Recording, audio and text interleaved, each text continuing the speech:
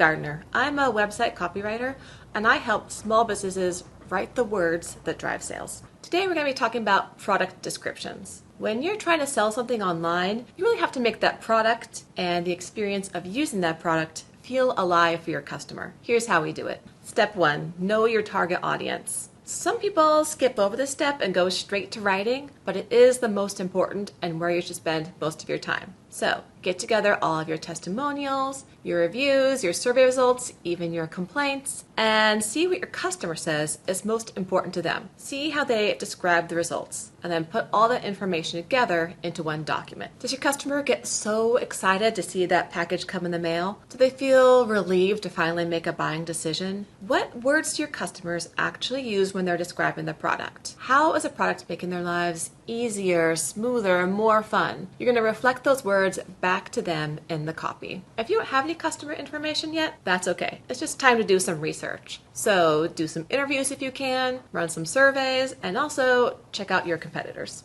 Step 2, gather your product information. If you're writing product descriptions for your own company, you're probably going to be very familiar with the product.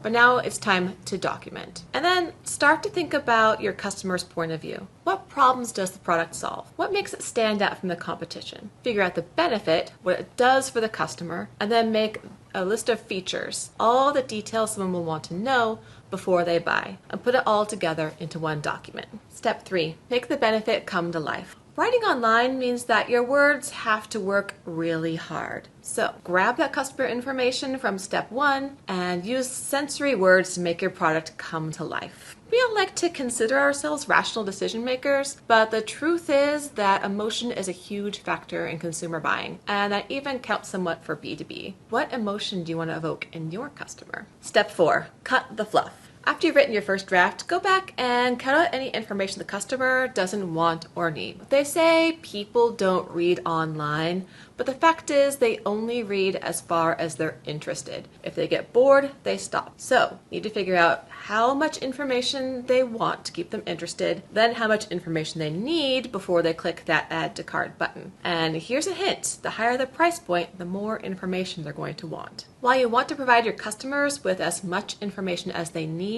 you also want to keep your product descriptions concise and easy to scan. So use short paragraphs, bullet points, and subheadings to break up the text and make it easy to read. Also, avoid using technical terms that your customer might not understand. Step 5, optimize for search engines. If you're writing for your website, you definitely want to be found by search engines. So after your first edit is a great time to go back and place those SEO key terms. The rule is always write for your customer first and then edit for search engines, because traffic is not going to help you if it's not driving sales. Step 6, edit and proofread.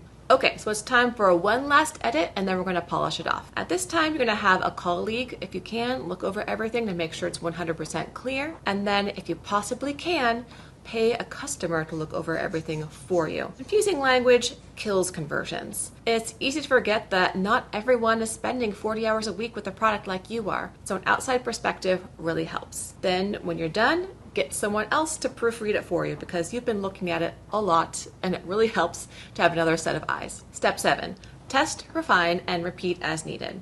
So now if you've gone through all those steps, you have a live product description, but you're not quite done yet. Copywriting is a cycle. So we get some customer information, we write, we test, that gives us more customer information, so then we can refine, and then we test, and on and on. You're going to refine that message periodically until it's the best version you can make. Okay, so we documented the language our customer uses. We gathered up all of our product information into one document. We figured out the big benefit. We made it easy to read. We optimized for SEO. We polished it, and then we got feedback so we can keep building sales. So now you can write your product descriptions. The magic really happens when you know your customer really well and you can make that connection with words.